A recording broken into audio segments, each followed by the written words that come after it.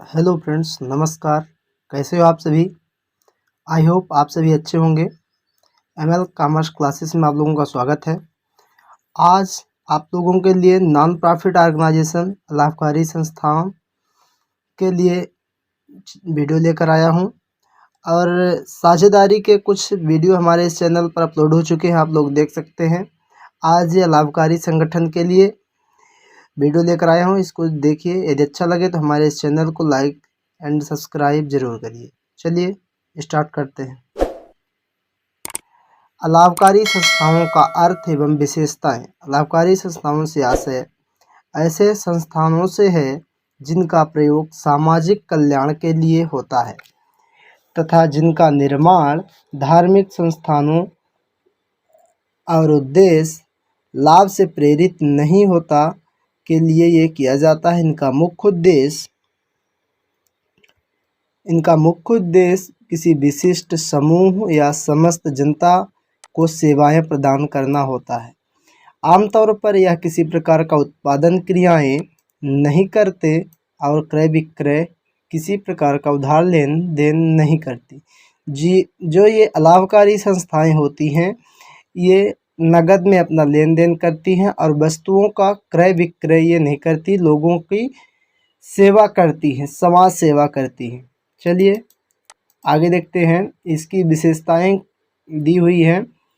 यह संस्थान किसी विशिष्ट उद्देश्य समूह या जनता को, जैसे कि शिक्षण, व्यायामशालाएं, मनोरंजन, खेल कूद तथा इसी प्रकार की अन्य संस्थाओं को जाति धर्म तथा रंग को ध्यान दिए बिना सेवाएं प्रदान करना होता है। इसका मुख्य उद्देश्य सेवाओं को लागत के बिना या नाम मात्र की लागत पर उपलब्ध कराना होता है, न कि लाभ कमाना। इसका उद्देश्य लाभ कमाना नहीं है कि बल्कि नाम मात्र की लागत से लोगों को सुविधाएं या सेवाएं प्रदान करनी होती है। इनका निर्माण धर्मार्थ प्रन्यास समाज की तरह होता है। इनमें योगदान करने वाले इसके सदस्य कहलाते हैं। इनके कार्यों का प्रबंध सामान्यतः प्रबंधक, शासन संबंधी कमेटी, समिति तथा इसके चुने हुए सदस्यों द्वारा किया जाता है।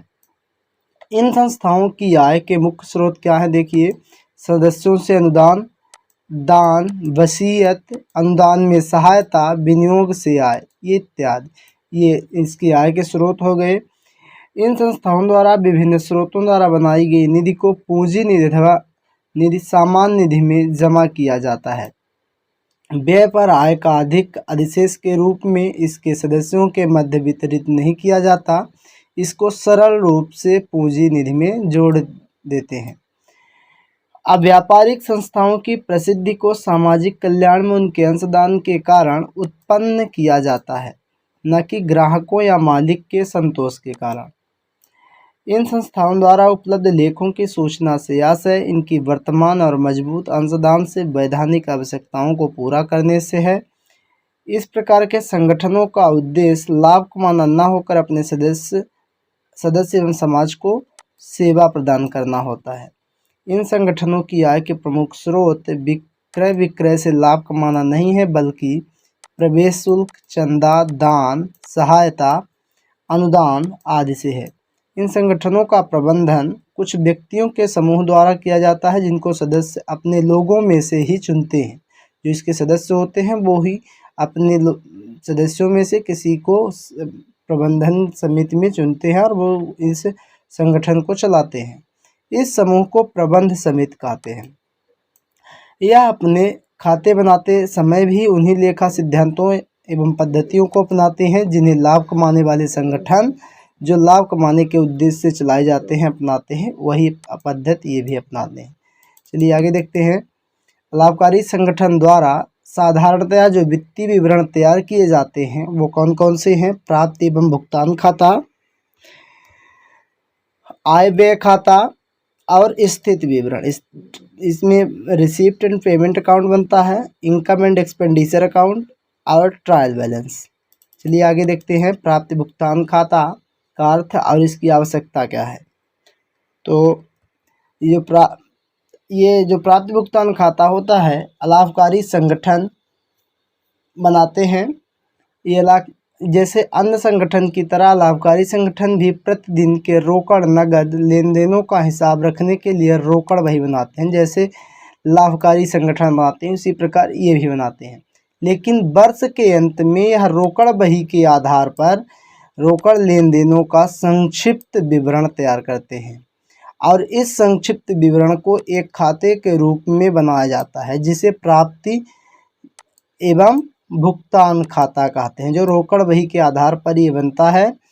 और इसमें सभी नगद प्राप्ति एवं भुगतानों को इसी खाते में लिखा जाता है, चाहे वह वर्तमान वर्ष से हो संबंधित है अथवा अगले वर्ष से या फिर जो वर्ष बीत गया प्रीवियस ईयर उससे संबंधित।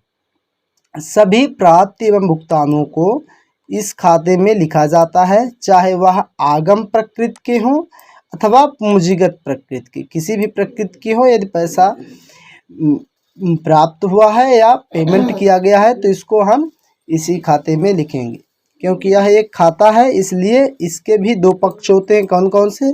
नाम पक्ष और जमा पक्ष, डेबिट और क्रेडिट। सभी प्राप्तियों को इसके नाम की ओर लिखा जाता है जबकि भुगतान इसके जमा की ओर। इस खाते के प्रारंभ में रोकड़ अथवा बैंक शेष लिखा जाता है। इस खाते का अंतिम शेष हस्ताक्षर रोकड़ एवं अथवा बैंक में रोकड़ अधिविकर्ष ये होता है। चलिए आगे देखते हैं इसके विशेषताएं प्राप्ति भुगतान खाते की। इसको वर्ष के अंत में बनाया जाता है अथवा मध्य रोकड़ बही से ली जाती है। जो रोकड़ बही बनाया जाता है दिन प्रतिदिन का जो हिसाब रोकड़ बही में किया जाता है उसी के आधार पर प्राप्ति भुगतान खाता हम वर्ष के अंत में बनाते हैं।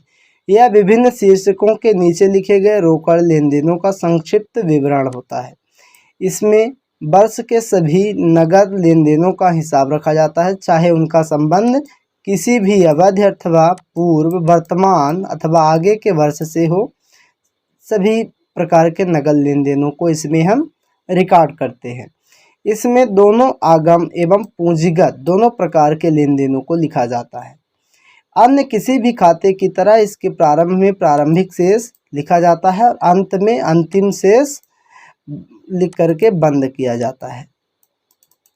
चलिए आगे देखते हैं। प्राप्ति भुगतान खाता एक ऐसा खाता है जिसके दो पक्ष हैं, नाम पक्ष और जमा पक्ष। नाम पक्ष डेबिट पक्ष साइड और जमा पक्ष क्रेडिट साइड। सभी प्राप्तियां नाम पक्ष की ओर लिखते हैं। जितने भी हमें रिसिप्ट होता है वो यहाँ पर ये नाम पक्ष में हम लिखते हैं और भुगतान जमा की ओर लिखे जाते हैं। जितने भी पेमेंट होते हैं वो हम जमा पक्ष में यानी क्रेडिट पक्ष में लिखते हैं। इसका एक प्रारूप होता है जो नीचे दिया गया है। देखिए प्रारूप यहाँ पर दिया हुआ है। पहले यहाँ पर बैलेंस हम लिख देते हैं, कैश बैंक जिस दोनों का बैलेंस लिख करके यहाँ पर हम टोटल कर देते हैं। फिर सब्सक्रिप्शन जो चंदा मिलता है previous year, current year, next year, किसी भी ईयर का यदि प्राप्त हुआ है सभी को लिख करके हम ऐड करके यहाँ पर लिख लेते हैं। यानी कि जितने भी हमको पैसा नगद मिला हुआ है उसको हम डेबिट साइड में लिखते जाएंगे। Entrance fee, donation for building, general donation, life membership fees, legacy, grant from government, contribution for annual dinner और rent, receipt on annual sport, sale of old sport material, sale of old magazine, sundry receipt, balance. यहाँ पर last में balance निकाल लेते हैं।